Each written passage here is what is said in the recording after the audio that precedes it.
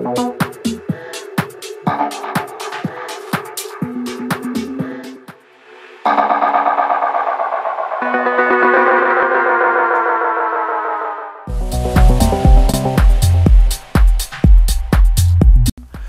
до сите слушатели на Угада FM. Го слушате првото издание на емисијата Технокултура.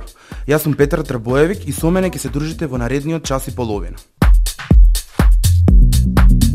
Во ова премиерно издание на Технокултура, чест ми е да го представам мојот денешен гостин, добро познатиот диџеј артист Ненад Оумен.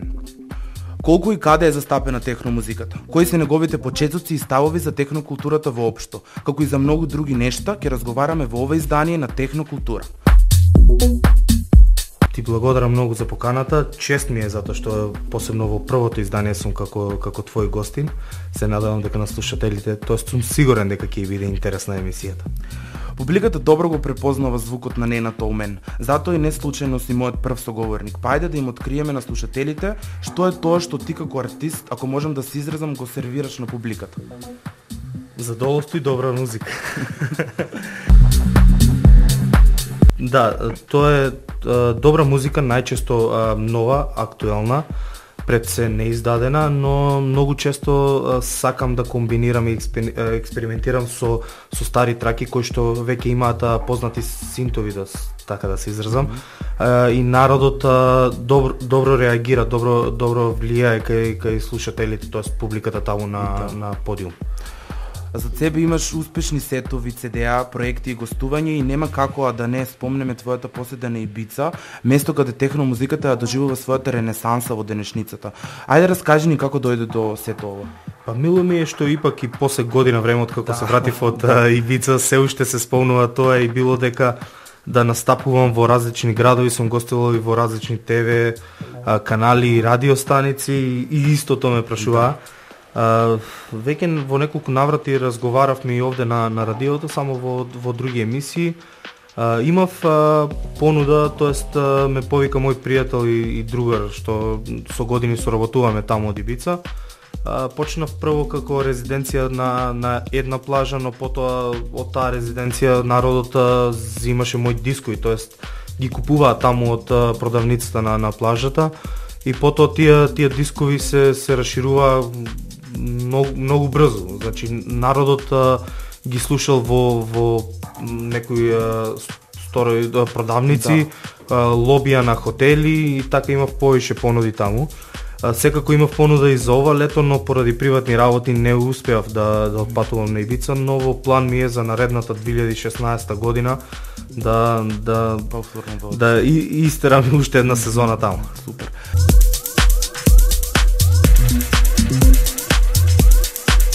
Кој вид на техно музика го пушташ на своите сетови? Па преферирам најмногу минимал. Значи комбинација минимал со малку поагресивно техно, затоа што најчесто кога пуштам, барем сега во моментов, сетапот ми е така што пуштам минимум 3 траки во ист момент и готови мои семплови кои што ги работам во дигитален софтвер.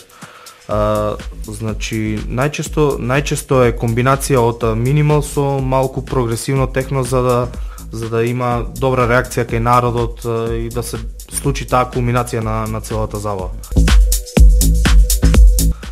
Кажи ми кои се твоите омилени артисти, од кој можеби црпиш инспирација? Па не можам точно да кажам омилени артисти, еве како најпознати ќе ги набројам Ричи Хотин и Da Fire, лидерите на Минус и на Skytech продукција. Али не се само тие, има многу артисти затоа што се црпи инспирација од се и сешта. Значи од шетање во природа, од слушање на ретро музика, од 40-тите, 60-тите, од секаде се црпи инспирација. Дури и кога седеме у обичен кафе бар, самиот джагор од народот и звуците на филџаните и чашите дава инспирација.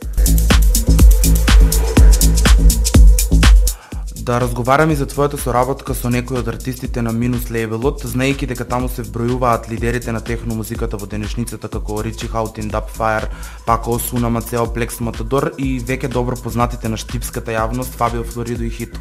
Па добро, тоа се дел од кои што настапуваат тука. Еве може да го набравиме и Стив Хей, кој исто издава моментално за Skytech претежно и за Refused Justin James од Канада.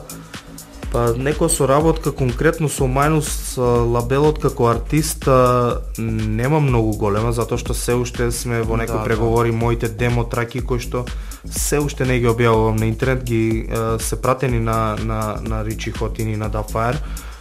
Еве во моментов сум исчекување на нивна реакција, значи потврда на тоа колку се квалитетни, дали тие истите би излегле некој ден како издание на нивните лабели или не. И соработката поголем дел е од тоа што веќе со артистите сум многу добар пријател, близок.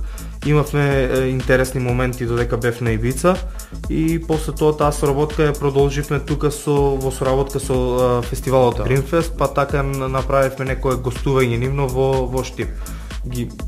Штипската публика и македонската публика пред се, затоа што цела Македонија беше собрана на тој фестивал, ги знаат од претходно, но еве сега има можност барем да ги слушаат во живо. Да.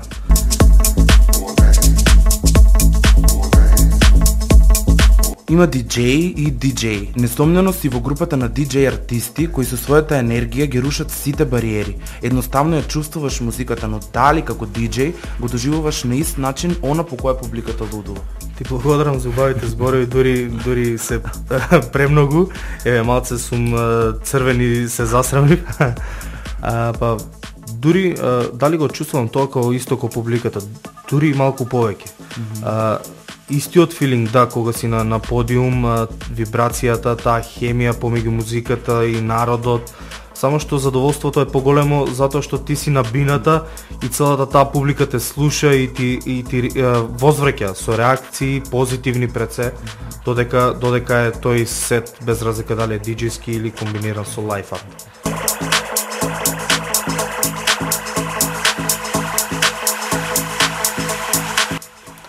Уште еднаш ти се заблагодарувам што беше гостин во првото издание од емисијата Техно култура и ти посакувам многу успех и се слушаме сигурно во некое наредно издание од емисијата. Ти благодарам пред се на поканата, ми беше чест што бев посебно прв соговорник во оваа емисија. Секогаш ќе имате супорт, значи било кога да ме повикате, јас сум тука, отворен за соработка. Се надевам дека емисијата, миксот што го припремав на Ибица им се допадна на слушателите на УГД FM и се гледаме во наредна прилика. И се слушаме. Да.